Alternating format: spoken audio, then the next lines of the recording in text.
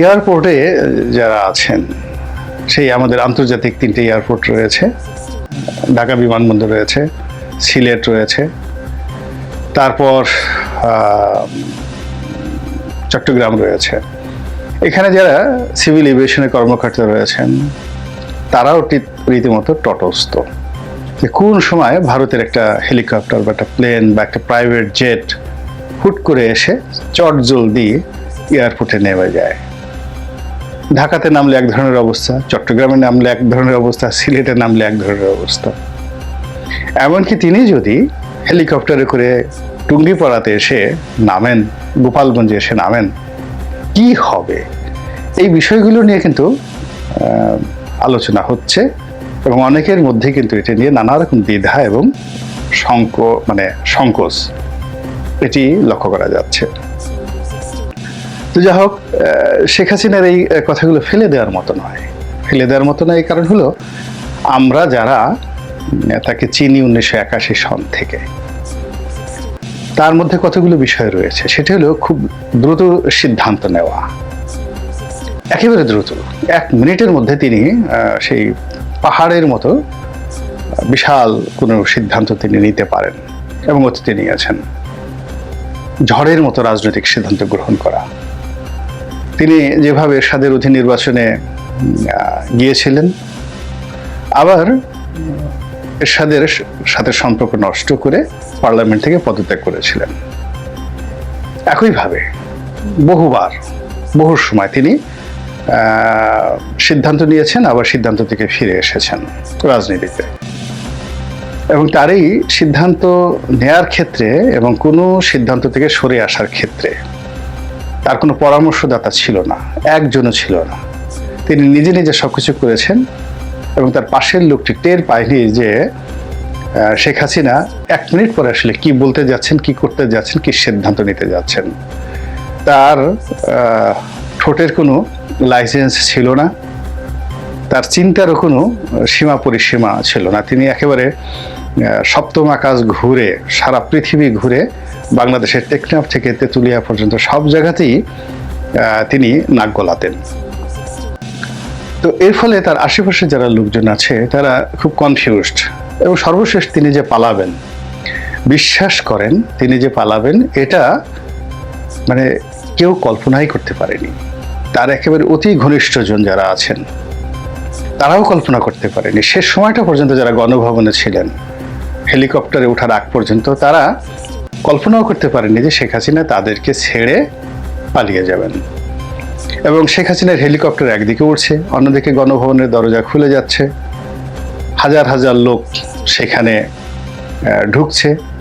SSF এর যারা সদস্য তারা কাপড় চোপড় খুলে, সিভিল ড্রেস পরে, তারপর তাদের যত রকম অস্ত্র শস্ত্র রয়েছে সব ফেলে দিয়ে প্রাণ বাঁচানোর জন্য মুখে মাস্ক পরে তারা এই জনগণের মধ্যে বিপ্লবী সেজে সেখান থেকে বের হয়ে গিয়েছে।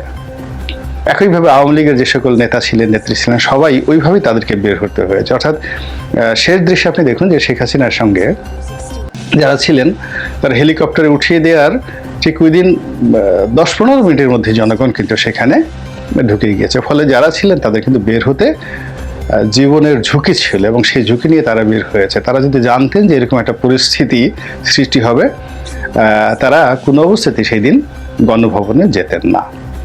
তো এই যে শেখ হাসিনার যে অস্থিরতা, হুটহাট করে অনেক কিছু করার তার যে ক্ষমতা, ইচ্ছা, অভ্যাস, এটি তার যে রয়েছে, সেই কারণে কিন্তু তিনি এখনো পর্যন্ত অনেকের জন্য হুমকি হিসাবে রয়েছেন। তিনি যে কথা বলেছেন সেটা যে তিনি করবেন না, এই কথা কিন্তু বলা যায়। এবং তার মধ্যে অদ্ভুত সব প্ল্যান এবং পরিকল্পনা কাজ করে। যেমন তিনি 1981 সনে যেভাবে ফিরে এসেছেন, তারপর তার জীবনে অনেকগুলো উত্থান পতন ঘটেছে। প্রায় সব ক্ষেত্রে তিনি প্রচণ্ড সাহস নিয়ে এগিয়ে গিয়েছেন। তার উপর 21 আগস্টের গ্রেনেড হামলা হয়েছে। এত গ্রেনেড হামলার মধ্যেও তিনি পায়ে হেঁটে ক্যান্টনমেন্টে ঢোকার চেষ্টা করেছেন। ওই সময়টিতে আহতদেরকে দেখার জন্য তাকে ঢুকতে দেওয়া হয়নি। তিনি ওই অসুস্থ অবস্থা নিয়েই তিনি পার্লামেন্টে গিয়েছেন বক্তব্য দেওয়ার জন্য। তো তার একটা স্পিরিট আছে, এটা অস্বীকার করার উপায় নেই। তবে এখনকার বাস্তবতা হলো যে আওয়ামী লীগের যারা নেতাকর্মী রয়েছেন তাদের নৈতিক মনোবল ভেঙে গিয়েছে। 2 নম্বর হলো তারা ভীত সন্ত্রস্ত হয়ে পড়েছেন এবং তারা বাস্তুচ্যুত হয়েছেন। কেউ যার যার অবস্থানে নেই। হবিগঞ্জের মানুষ চলে গেছেন নবীগঞ্জে, তারপরে চুনারুঘাটের মানুষ চলে গেছেন রংপুরে। এরকম নানা রকমভাবে বাস্তুচ্যুত হওয়ার কারণে আওয়ামী লীগের যে মূল নেতৃত্বটা, সেই নেতৃত্বটা এখন আওয়ামী লীগের হাতে নেই। জনগণ সব বিচ্ছিন্ন অবস্থায় রয়েছেন। সাধারণ যারা সমর্থক রয়েছেন তারা স্থানীয় বিএনপি নেতাদের সঙ্গে আতাত করে হাতে পায়ে ধরে মাথা নুয়ে তারা সেখানে আছেন। তো সেই অবস্থায় উনি চট করে যদি ঢুকে পড়েন বাংলাদেশে, তো সেটি আমার কাছে মনে হচ্ছে না যে তিনি যেভাবে আশা করছেন সেরকম কিছু একটা ঘটবে। বরং তিনি গ্রেপ্তার হয়ে যাবেন এবং গ্রেপ্তারের পরে আরো অনেক কিছু অনাকাঙ্ক্ষিত ঘটে যেতে পারে। এমনকি তার এই যে চট করে ঢুকে যাওয়ার ফলে বাংলাদেশে গৃহযুদ্ধ শুরু হয়ে যেতে পারে, যেটাকে সিভিল ওয়ার বলা হয়। এবং তাই যদি হয়, এদেশের স্বাধীনতার সার্বভৌমত্ব এটা ভারতের নিয়ন্ত্রণে চলে যাবে। আমেরিকা বা ডক্টর মোহাম্মদ ইউনূস বা আমরা যারা আছি, আমাদের যে কর্মকাণ্ড এটা একটা নির্দিষ্ট সময় পর্যন্ত আমরা দাঁড়াতে পারবো, আমরা করতে পারবো। কিন্তু আমাদেরকে নিয়ে যদি আন্তর্জাতিক চক্রান্ত হয়, সেই চক্রান্ত মোকাবেলা করার মতো সামরিক শক্তি, সেই চক্রান্ত মোকাবেলা করার জন্য কূটনৈতিক শক্তি, অর্থনৈতিক ভিত্তি কোনোটাই কিন্তু আমাদের নেই। তো শেখ হাসিনা কি করবেন সেটা আমি বলতে পারবো না। শুধুমাত্র আমি এতটুকুই বললি, আল্লাহ রাব্বুল আলামিন যেন তাকে সুমতি দান করেন এবং তার মাথায় কোনো অবস্থায় যেন এমন ভূত না ঢুকে যার ফলে